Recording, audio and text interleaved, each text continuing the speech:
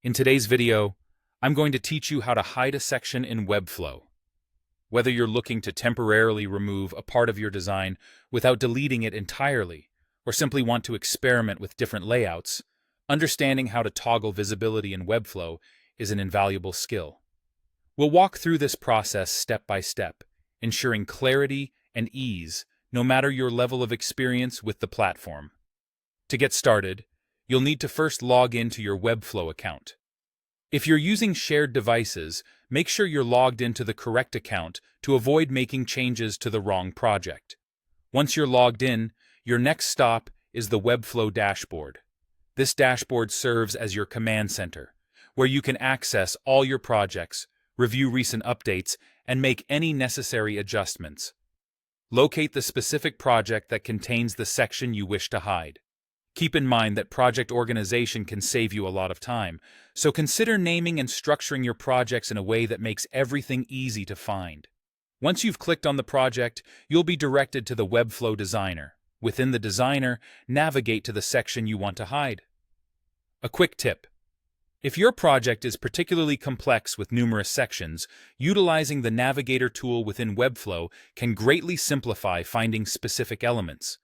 This tool visualizes the structure of your page, making it easy to hone in on the right section without unnecessary scrolling. Next, turn your attention to the right sidebar. This is where the magic happens. In the Style panel, look for the Layout property. This panel gives you control over the visual styling of your elements, offering various properties like size, positioning, and, of course, layout. To hide the section, you'll need to adjust the Layout property by selecting the option labeled None.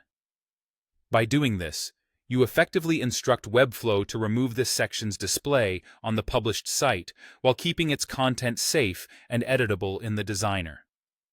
This method is particularly useful when you're working on a draft or wish to preserve the section for future use. Once you have made these adjustments, the final step is to publish the changes. At the top of the Designer, you'll see the Publish button. Click on this to apply your updates and make them live. It's always wise to preview your site before and after publishing to ensure everything looks and functions as expected. With these simple steps, you can confidently hide and reveal sections in Webflow, allowing you more flexibility and creativity in your web design endeavors.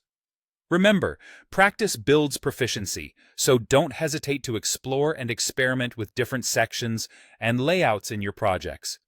Thank you for joining me today, and I look forward to seeing what you create.